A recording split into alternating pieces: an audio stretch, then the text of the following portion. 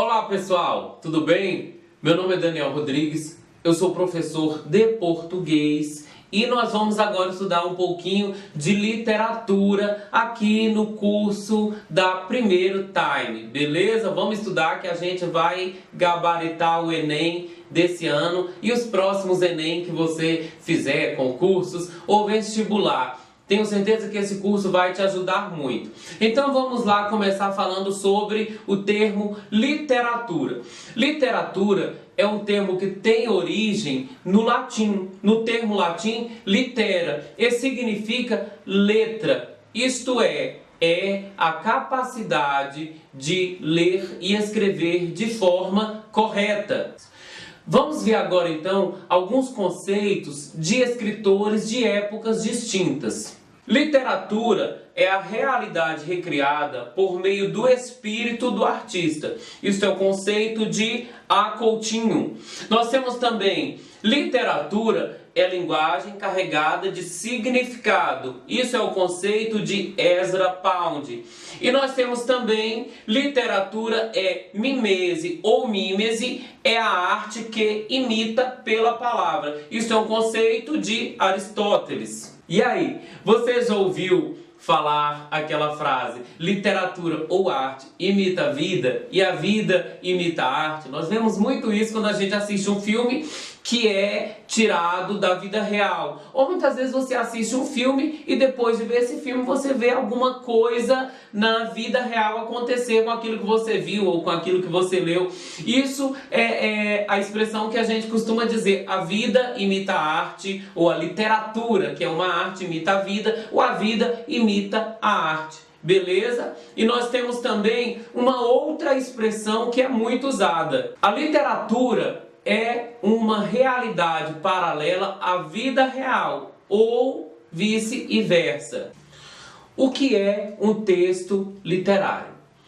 Um texto literário é uma construção de acordo com características próprias da literatura e ela tem a função de causar algum sentimento em quem está lendo, algum impacto em quem está lendo.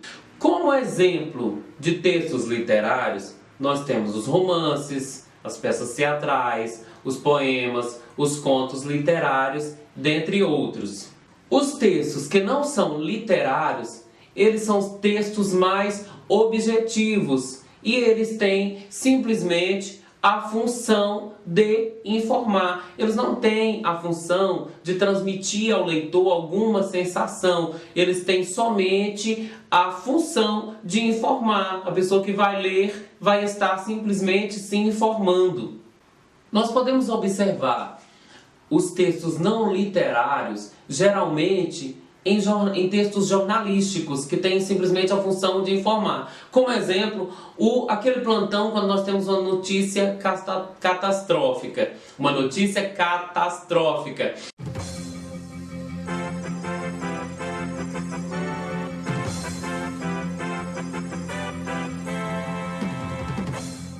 O que isso quer dizer? Ele quer somente informar, vem e conta o que aconteceu. Entretanto, hoje, em muitos jornalísticos, já não há mais essa linguagem tão formal. A linguagem já vem mais informal, trazendo elementos que te causem sensação, trazendo elementos da literatura para que a pessoa que está assistindo aquela notícia, além de ser informada, ela passa a sentir também algo depois de assistir aquela reportagem. Ela passa a se sentir parte daquela reportagem que está sendo veiculada na televisão ou na internet, nos veículos de informação que nós temos hoje. Geralmente, os textos literários, eles têm o sentido denotativo e o sentido conotativo. Mas o que são essas duas palavras tão complicadas? Tão parecidas, né? Mas tão complicadas. Vamos lá. Quando nós falamos de sentido denotativo, nós estamos falando do sentido real das palavras, o sentido próprio. Então fala-se denotativo por ser o sentido, a palavra usada mais técnica. Como exemplo, nós temos o pescador perdeu-se no mar. É o sentido real de alguém que saiu para pescar e lá ficou perdido no mar. Beleza? Compreendido? E quando nós falamos do sentido conotativo, nós estamos falando do sentido figurado dos termos, do sentido figurado das palavras. Por exemplo, ele está nadando no mar de dinheiro. É possível a gente ver no sentido real alguém nadando no mar de dinheiro? Não, mas nós vamos entender que essa pessoa está lucrando muito, está com muito dinheiro no bolso ou dinheiro na conta. Então nós dizemos, ele está nadando no mar de dinheiro. Beleza? Compreendida a diferença entre denotativo e conotativo? Quando a gente fala de sentido conotativo, geralmente a gente fala-se do sentido de uma palavra. Quando a gente está falando de uma expressão inteira figurada, nós vamos ter o termo figuras de linguagem, que é o que nós vamos estudar agora. O que são as figuras de linguagem? Figuras de linguagem são recursos de linguagem que consistem em se apresentar uma ideia por meio de combinações incomuns de palavras, aproveitando o sentido conotativo delas, certo? Então que nós vamos ter palavras de sentido conotativo que são usadas para criar expressões nas figuras de linguagem. Seguindo agora do assunto figuras de linguagem, nós vamos falar da metáfora. O que é a metáfora? Consiste em atribuir a uma pessoa ou a uma coisa, algum objeto, uma característica ou uma qualidade que logicamente não lhe cabe. Vejamos o exemplo. Seus cabelos brancos eram arquivos do passado. O cabelo é um arquivo? Não é. Mas está falando que a pessoa que tem o cabelo branco, ela tem muitas histórias do passado. Você olha, você vê que aquela pessoa é alguém que tem a idade mais avançada. É alguém que já viveu muito, alguém bem vivido. Então, ela tem, provavelmente, nas suas memórias, muitas coisas guardadas, vividas. Muitas histórias do passado, viu muitas coisas acontecerem. Beleza? Vamos falar, então, da anáfora. O que é anáfora? É a repetição consecutiva de palavras ou de uma palavra só em início de textos ou inícios do poema, consecutivamente. Esse é um artifício muito usado em textos literários, em quadrinhos, em poemas, em músicas. Como nós podemos ver no exemplo que nós vamos mostrar aqui para vocês, uma música muito conhecida, que é a música À Primeira Vista, muito cantada por Chico César, também por Daniela Mercury. Isso aí falando Daniela Pérez, nada a ver, né? Daniela Mercury. Ela começa assim, quando não tinha nada eu quis, e aí depois, quando alguma coisa eu esperei, quando vi você me apaixonei. Quando não tinha nada eu quis, quando tu era assim desesperei, quando tive frio em mim, quando tive coragem liguei, quando chegou cada abril, quando eu vivi se cansei, quando eu curioso entendi, quando criei asas ajoelhei. Tem muito quando. Então essa figura de linguagem que usa a repetição das mesmas palavras, geralmente no início do verso ou no início dos textos, é a figura de linguagem chamada anáfora.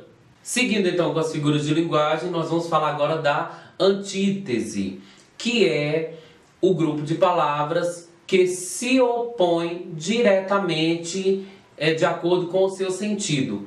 Vamos lá para o exemplo que você vai entender melhor o que é uma antítese. Não haveria o som se não houvesse o silêncio. Não haveria luz se não houvesse a escuridão. A vida é mesmo assim, dia e noite, não e sim. Você viu que as palavras se opõem? O som e o silêncio, a luz e a escuridão, dia, noite, sim e não, são palavras que se opõem e estão dentro do mesmo texto. Então, esse é um estilo de figura de linguagem que nós chamamos de antítese, por causa dessa oposição que há entre a ideia das palavras. Beleza? Agora nós vamos falar da figura de linguagem paradoxo. Enquanto a antítese é uma oposição mais explícita, marcada pelos pares das palavras, o paradoxo é diferente. O paradoxo é uma oposição mais implícita, que para ser compreendido é preciso que seja analisado o enunciado por um todo. Como exemplo de paradoxo, a gente tem um texto bastante conhecido. Esse aqui: o amor é fogo que arde sem se ver. É ferida que dói e não se sente. É um contentamento descontente. É dor que desatina sem doer. Então, conseguiram compreender o que é o paradoxo? Conseguiram ver o jogo das ideias dentro do texto se opondo? Beleza, então. Até aqui, então, nós terminamos o início, os conceitos iniciais de literatura. Eu espero que você tenha aprendido muito e que você se dedique no seu estudo para que você tire uma boa nota no Enem, no vestibular ou naquilo para o qual você esteja se preparando. Fica na paz.